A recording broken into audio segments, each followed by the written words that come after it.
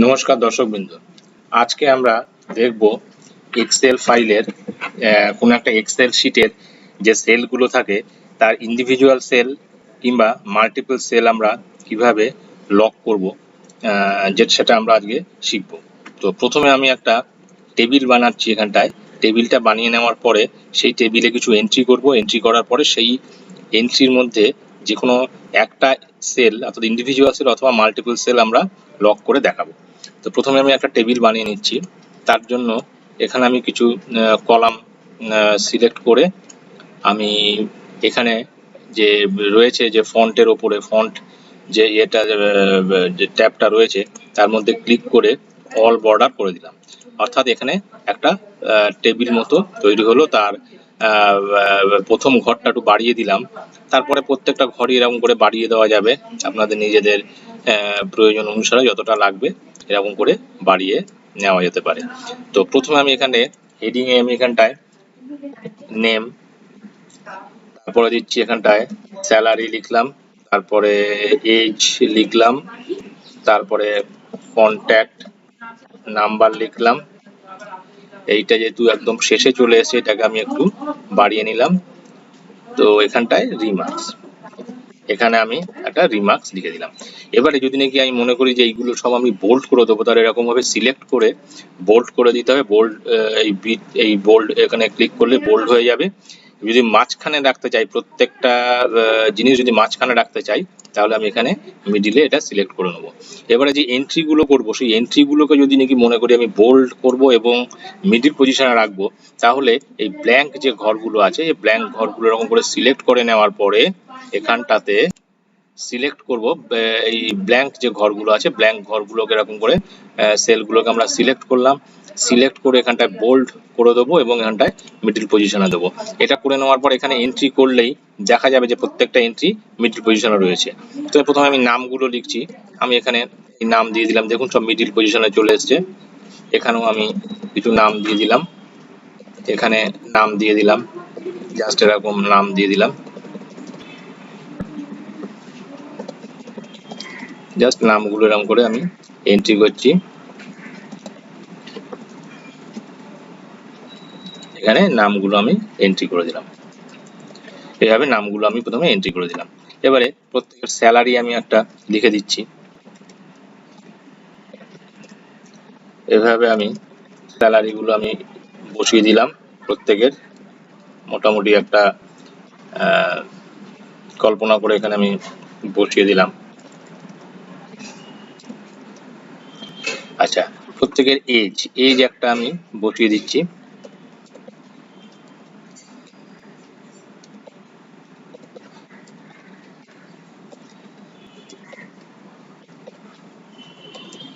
বসিয়ে দিলাম। এটা কন্ট্যাক্ট নম্বর এখানে এরকম করে বসিয়ে দিলাম। আমি কন্ট্যাক্ট নম্বর বসিয়ে দিচ্ছি এরকম করে।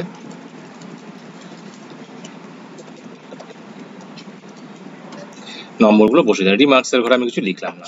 এবারে যদি মনে করি আমি এই যে টেবিলটা তৈরি হয়েছে এর কন্ট্যাক্ট নম্বর যেটা রয়েছে এই কন্ট্যাক্ট নম্বরের সমস্ত কন্ট্যাক্ট নম্বর আমি লক করে রাখবো, যাতে এই কন্ট্যাক্ট নম্বরগুলোতে হাত পড়লে যাতে চেঞ্জ না হয়। তাহলে সেটার জন্য আমি প্রথমে করতে হবে কি, কন্ট্যাক্ট নম্বরে যতগুলো নম্বর রয়েছে সেই নম্বরগুলোকে লক করে দিতে হবে।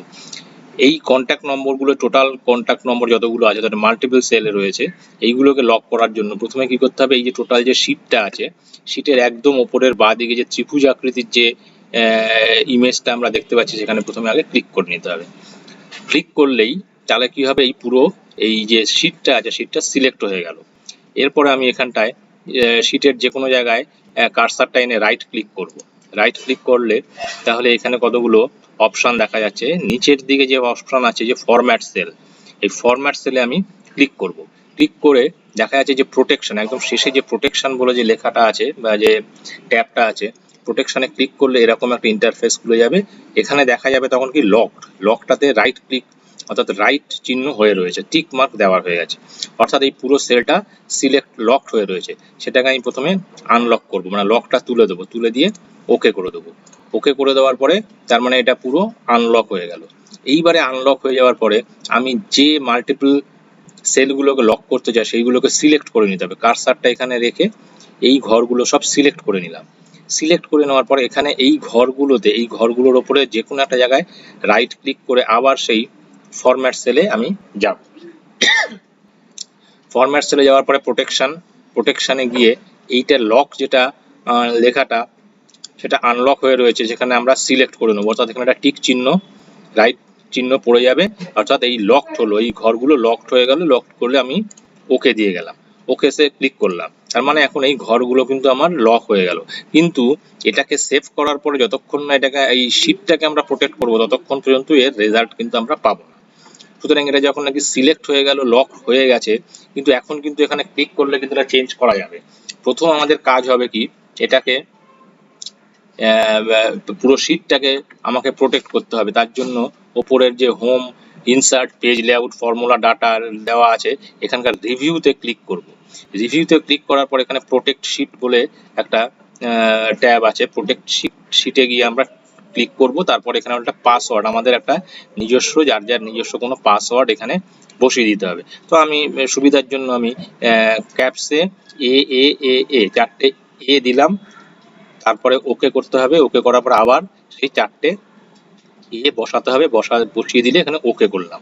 এবারে কিন্তু এই ঘরগুলো, এই মাল্টিপল যে ঘরগুলো আছে কন্ট্যাক্ট নাম্বারের আন্ডারে, এইগুলো কিন্তু আমার লক হয়ে গেল। এবারে এর কার্যকারিতা তখনই পাওয়া যাবে, এটাকে আমাকে প্রথমে সেভ করতে হবে। কন্ট্রোল-S দিয়ে আমি সেভ করলাম, ডেস্কটপে সেভ করে নিচ্ছি। একটা নাম দিতে হবে, নাম দিয়ে দিলাম হচ্ছে ইপি, এইখানে নামটা দিয়ে এখানে আমি সেভ করে নিলাম। তাহলে আমার লক করে শিটটাকে প্রোটেক্ট করা হলো, প্রোটেক্ট করে সেটাকে আমি আবার সেভ করে নিলাম। এইবারে এখানে যদি নাকি আমি ক্লিক করে চেঞ্জ করতে যাই, যে কন্ট্যাক্ট নাম্বার যেটা রয়েছে এটাকে আমি যদি নাকি চেঞ্জ করে 2 দিতে যাই, যখনই ক্লিক করবো তখন দেখাবে যে এখানটায় প্রোটেক্ট শিট, অর্থাৎ এই ঘরটা আর চেঞ্জ করা যাবে না। যদি এই ঘরটাতে যাই, এই ঘরটাতে কিন্তু আমি এটা সহজেই চেঞ্জ করতে পারছি। অন্যান্য যে ঘরেই গিয়েই হোক আমি এখানটায় চেঞ্জ করতে পারছি। নেম যেখানে রয়েছে সেখানেও আমি চেঞ্জ করতে পারবো, কিন্তু একমাত্র এই ঘরটাতে গেলে আমি এটা চেঞ্জ করতে গেলেই আমাকে চেঞ্জ করতে দিচ্ছে না। অর্থাৎ এই কন্ট্যাক্ট নম্বরগুলো কিন্তু প্রোটেক্ট হয়ে রয়েছে, অর্থাৎ লক হয়ে রয়েছে। এখানে যদি কোনো কারণে কার্সার চলে এসে যদি চেঞ্জ, মানে কোনোটার বাটনে যদি চাপ পড়ে যায়, তাহলে কিন্তু এই ঘরের কোনো নম্বরই চেঞ্জ হবে না। ঠিক আছে, এরপরে যদি নাকি আমরা মনে করি যে মাল্টিপল সেল হলো, কোনো একটা পার্টিকুলার সেল যদি নাকি আমরা প্রোটেক্ট করতে চাই, তাহলে কি হবে, এই ফাইলেই আমি দেখাচ্ছি। প্রথমে এটাকে আনপ্রোটেক্ট করতে হবে। আনপ্রোটেক্ট করার জন্য আমরা 4টে এ দিয়েছিলাম, সেই পাসওয়ার্ডটা দিয়ে আমরা এটা প্রোটেক্টটা আমরা তুলে দিলাম, অর্থাৎ আনপ্রোটেক্ট হলো। আনপ্রোটেক্ট হওয়াতে এই ঘরগুলো কিন্তু এখন চেঞ্জ করা যাবে। ঠিক আছে, যতক্ষণ না এটা প্রোটেক্ট করা হচ্ছে ততক্ষণ পর্যন্ত এটা সেভ করা যাবে। মনে করলাম যে এই যে এজ রয়েছে, সরি এখানটা একটু বেশি পড়ে গেছে, যাই হোক, এজ রয়েছে, এজের আমি মনে করছি যে শুধুমাত্র এই যে সি যে বরাবর যে সেলগুলো আছে সেই সেলগুলোর প্রত্যেকটা আমি প্রোটেক্ট করব। তাহলে এখানটায় এটা তো ছিলই প্রোটেক্ট, এই পর্যন্ত আমি প্রোটেক্ট করে রাখবো যাতে চেঞ্জ না হয়। তাহলে এটা সিলেক্ট করলাম, সিলেক্ট করে ওখানে রাইট ক্লিক করে আমি চলে যাব ফরম্যাট সেলে। ফরম্যাট সেলে প্রোটেকশন রয়েছেই, এখানে আমি এই লকটাকে আমি সিলেক্ট করে নিয়ে ওকে করে দেবো। তাহলে শুধুমাত্র সি এর যে ঘরগুলো আছে, সি লেখা 10,052, এইগুলো আর চেঞ্জ হবে না, একমাত্র যখন প্রোটেক্ট করে দেবো আমরা। প্রোটেক্ট শিট মানে হচ্ছে এ দিলাম, আবার এ দিয়ে এটাকে আমরা প্রোটেক্ট করে নিলাম। প্রোটেক্ট করার পরে সেভ করে নিলাম। এরপরে এখানে যখনই চেঞ্জ করতে যাব ও চেঞ্জ করতে দেবে না, এটাও তাই, চেঞ্জ করতে দিল না, এটাও চেঞ্জ করতে দেবে না। এবং এইগুলো তো ছিলই, আগের থেকে আমরা করে নিয়েছিলাম। কিন্তু এই বিতে যদি নাকি যাই তখন কিন্তু আমরা এটা চেঞ্জ করতে পারবো। এই যে বি লেখা যাচ্ছে, বা এখানে যদি নাকি চেঞ্জ করতে চাই এটাও চেঞ্জ করা যাচ্ছে, প্রত্যেকটা জিনিস এরকম চেঞ্জ করা যাচ্ছে। কোনো একটা পার্টিকুলার সেল যদি নাকি আমরা এটাকে আমরা প্রোটেক্ট করতে চাই, তখন সেই একইভাবে এটাকে আনপ্রোটেক্ট করে নিতে হবে। সরি, আনপ্রোটেক্ট করে নেওয়ার পরে যদি নাকি মনে করি আমরা যে শুধু নেম, এই যে ঘরটা, এই ঘরটা আমরা প্রোটেক্ট করবো, নেম লেখাটা যাতে চেঞ্জ না হয়, তাহলে এটা সিলেক্ট করলাম, করে এখানে রাইট ক্লিক করবো, রাইট ক্লিক করে আমরা ফরম্যাট সেলে চলে যাব। ফরম্যাট সেলে গিয়ে প্রোটেকশন, এই লক, এটা আমরা টিক চিহ্ন হয়ে যাবে, ওকে করে দিলাম। ওকে করে দেওয়ার পরে এটা সেভ করলাম, সেভ করার পর এটা প্রোটেক্ট করবো, এ 4টে এ দিলাম,